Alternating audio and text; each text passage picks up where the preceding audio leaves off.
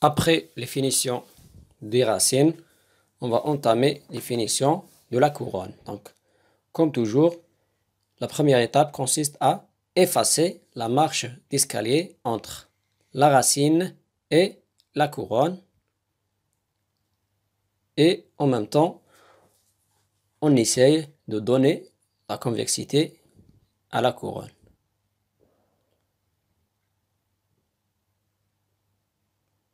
Là, on essaye en même temps de travailler la convexité sur la face vestibulaire et aussi l'arête axiale de part et d'autre sur la face vestibulaire. Donc, on essaie de donner un aspect convexe très accentué au milieu, au niveau de l'arête axiale. Voilà, on essaye d'arrondir et de donner la forme d'une bosse à notre face vestibulaire qui est séparée en deux par une arête axiale.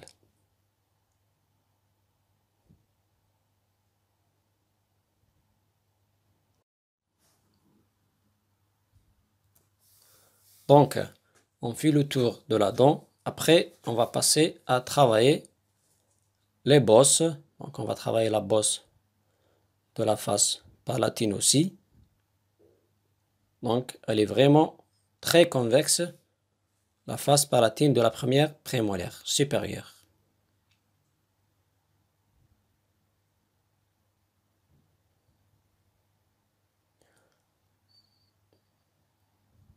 Et le tiers cervical des faces proximales, il est un peu convexe.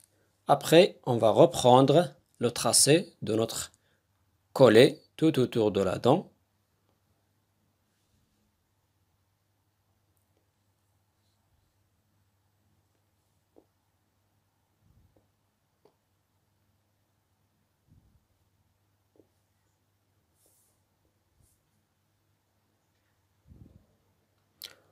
On efface encore le tracé de notre collet. Donc, on va laisser juste un petit tracé imprégné à l'intérieur du savon. Il ne faut pas laisser quelque chose de très visible. Donc, on fait le tour, on efface partout.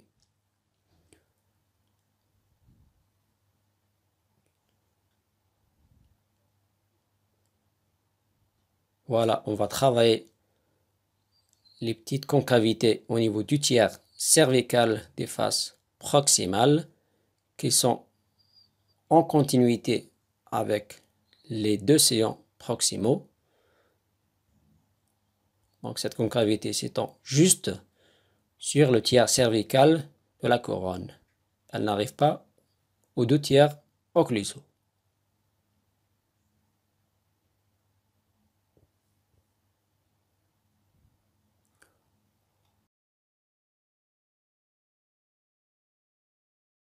On retouche notre sillon. Voilà, il faut travailler les deux versants du sillon.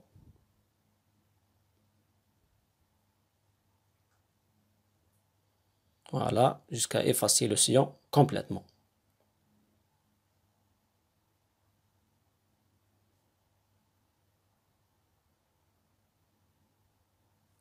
On reprend toujours notre repère qui est le collet. On efface à chaque fois.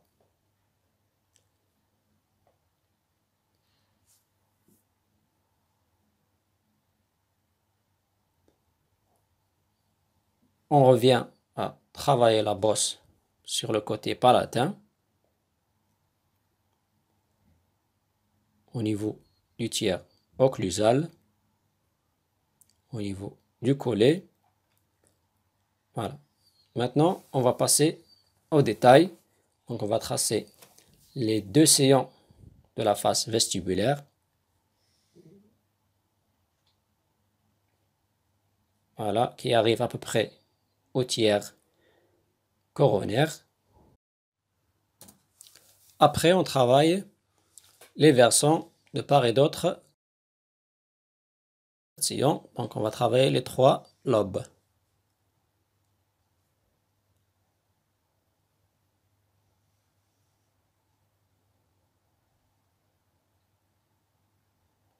On essaye d'arrondir et de travailler les lobes de part et d'autre de chaque sillon.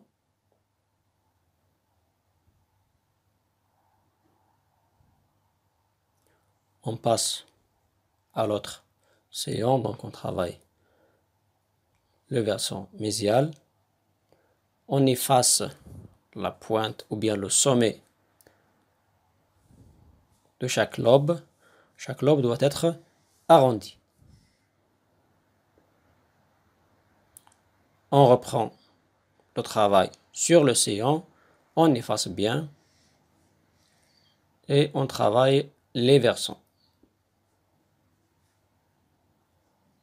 On nettoie à chaque fois et on fait le contrôle.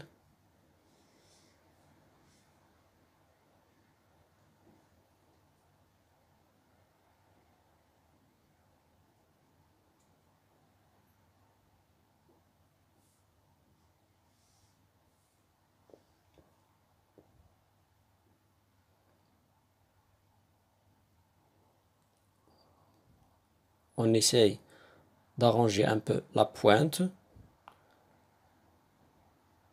Voilà. On peut rajouter un petit détail. Donc, ces 2 sillons naissent avec un petit V au niveau de la face vestibulaire.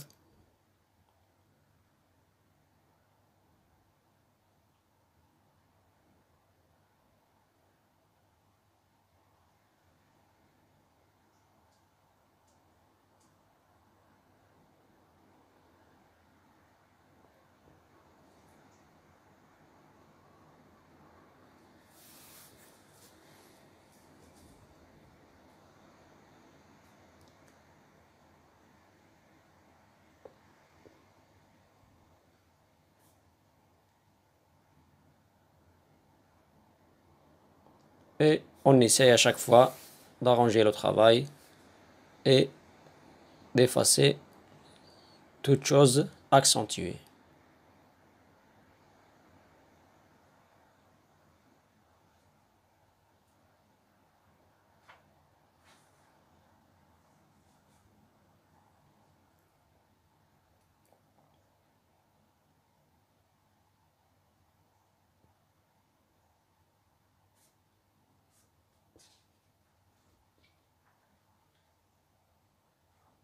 Et voilà, la face vestibulaire est bien terminée et bien finie. Après, on va passer à la partie la plus importante au niveau de la prémolaire, c'est la face occlusale et la sculpture des sillons. Donc on commence par tracer le sillon mésiodistal perpendiculairement à la face occlusale et puis on trace les crêtes marginales d'une manière oblique par rapport à la face occlusale. Voilà. Et puis on va commencer à travailler les 2 versants de chaque cuspide. Donc chaque cuspide possède 2 versants séparés par une arête axiale. Donc on va travailler chaque cuspide de part et d'autre de cette arête axiale. Donc là, on essaye de travailler en biseau et de ne pas creuser au niveau de la face occlusale. Donc, il ne faut pas travailler avec la pointe du couteau et faire le va-et-vient sur la face occlusale pour la creuser, mais on travaille de part et d'autre de l'arête axiale et on va essayer de donner la forme à notre cuspide.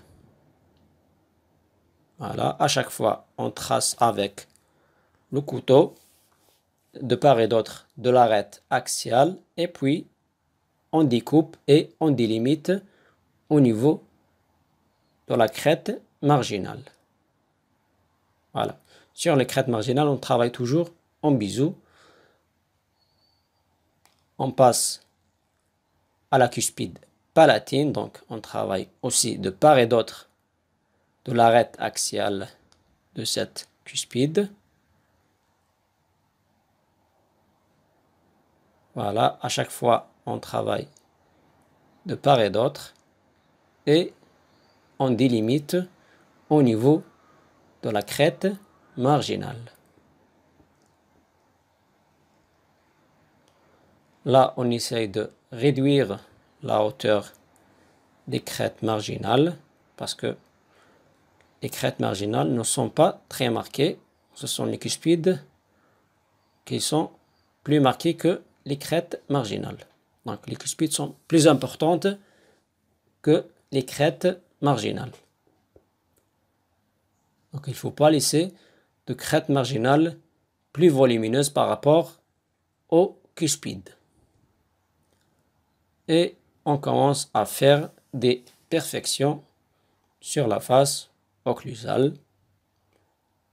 Voilà, on essaye de bien tracer le sillon mésiodistal, de bien délimiter et arrondir les crêtes marginales. Donc, il ne faut pas laisser les crêtes marginales sous forme d'un mur. Elles sont arrondies.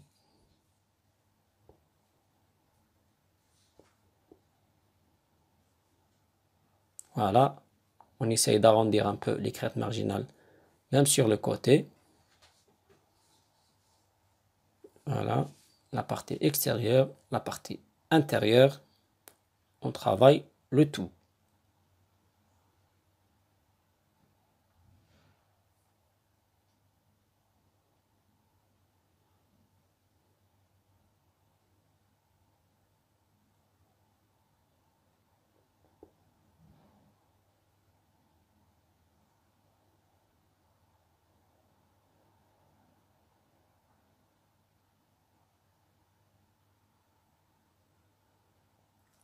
On travaille bien les fossettes de part et d'autre à la fin du sillon mésiodistal.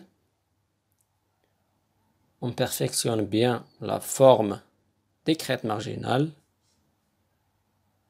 On va les arrondir de l'intérieur et de l'extérieur. On revient à chaque fois à nettoyer sur la face occlusale et de faire des perfections. On peut aussi rajouter des sillons secondaires sur les cuspides de part et d'autre.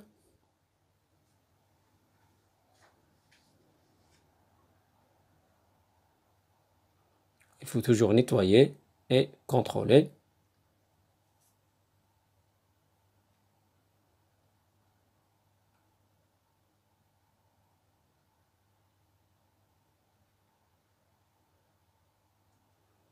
On essaye d'adoucir un peu les cuspides.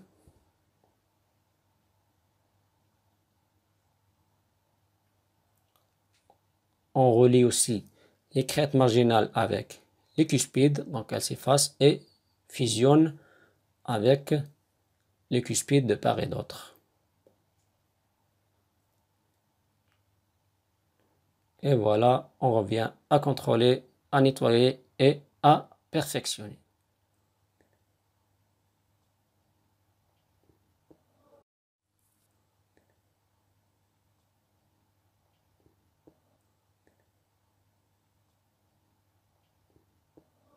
Voilà, à chaque fois, on retrace les sillons secondaires.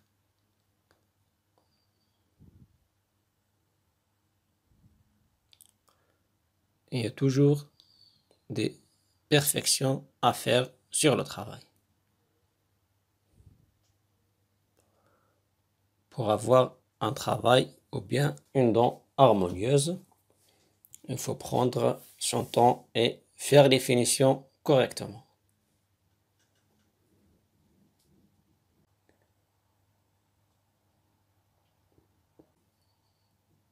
Les deux versants de chaque cuspide doivent se terminer au niveau de la pointe, en une ligne continue. Donc, et il ne doit pas y avoir de surface plate sur les cuspides. Donc les deux cuspides se terminent et se croisent avec les faces vestibulaires et palatines et se soudent avec une ligne. Et voilà, on revient à chaque fois à nettoyer au niveau de la face occlusale les sillons, les fossettes et les sillons secondaires.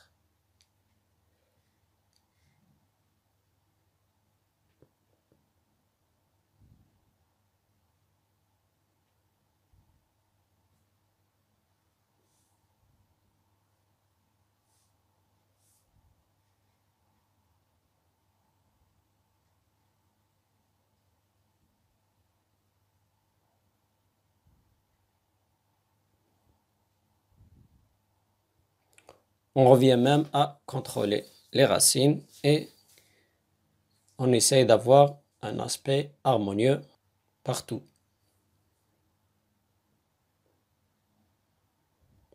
Voilà, on contrôle au niveau des bosses, des cuspides, des sillons, des pointes. On contrôle tout.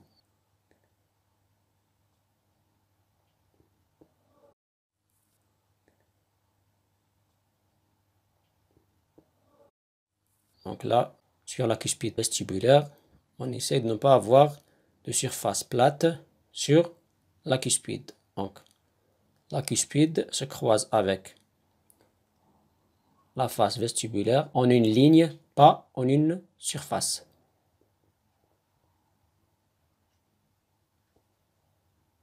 Voilà, les finitions sont presque terminées.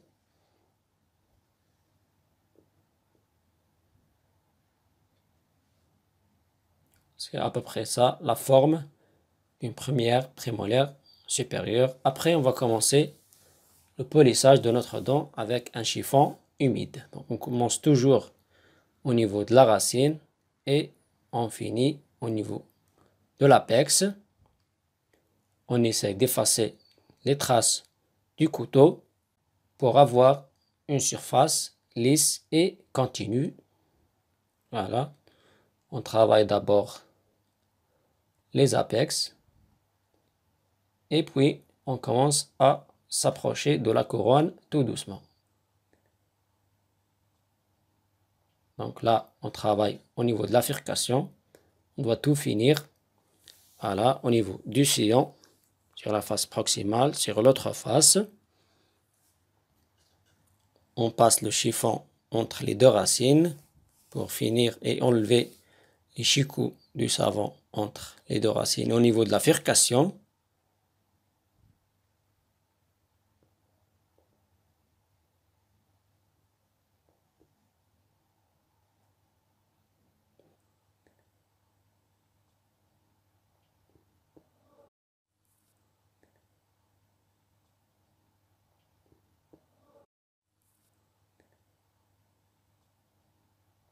On finit bien la région cervicale sur la face vestibulaire. Voilà, on fait le tour de la dent pour avoir des surfaces lisses partout. Voilà, on efface les sillons et on essaye de finir notre couronne petit à petit. Voilà, sur les faces proximales, sur les racines.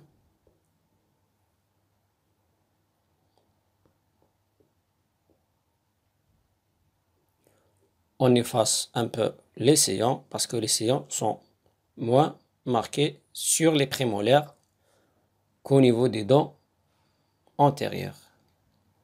On travaille sur la face palatine, on efface bien au niveau du collet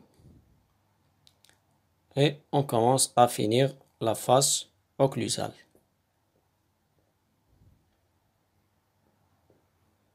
Donc la finition de la face occlusale prend un peu de temps parce que c'est moins accessible au chiffon, donc il ne faut pas être pressé et prendre son temps pour finir la face occlusale.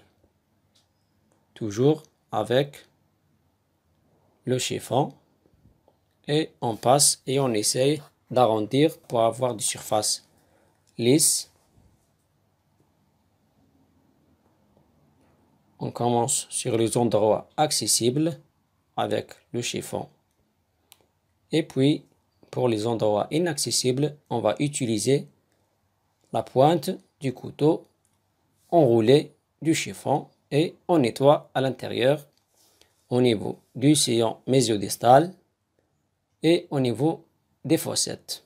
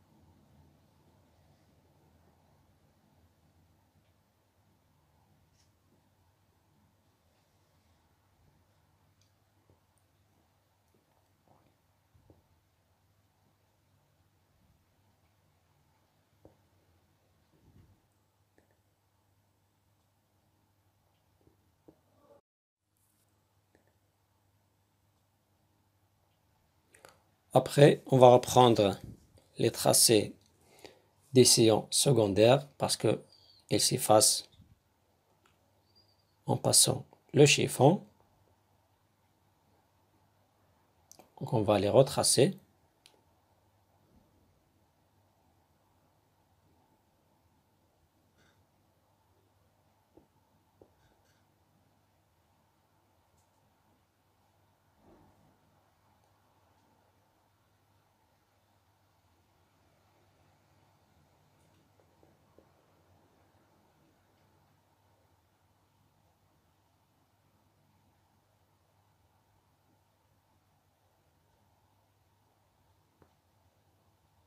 Après, on reprend à nettoyer avec le chiffon, bien sûr. À chaque fois qu'on passe le couteau, il faut passer le chiffon pour effacer et nettoyer les copeaux de savon.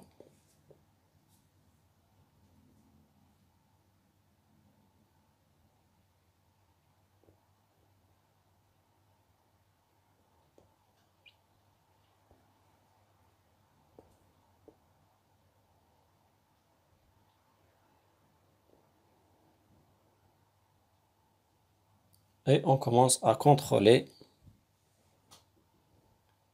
notre dent partout, on nettoie partout et on essaye d'avoir des surfaces bien lisses et brillantes. Donc là, les finitions sur la face occlusale sont un peu difficiles parce que il y a des endroits inaccessibles. Donc, il faut y aller tout doucement et prendre son temps pour les finitions de la face occlusale, si on veut avoir un bon résultat à la fin. Voilà, on essaie d'adoucir avec le chiffon les crêtes marginales.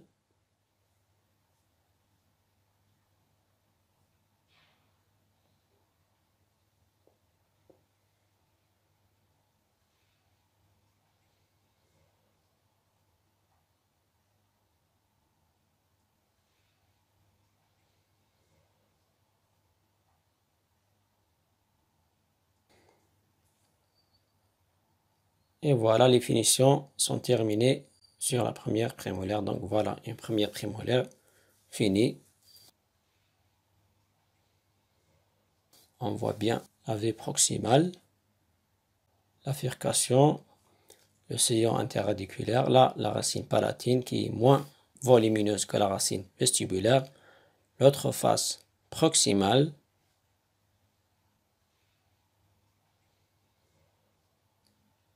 Et voilà la face occlusale avec une cuspide vestibulaire plus importante et plus volumineuse que la cuspide palatine.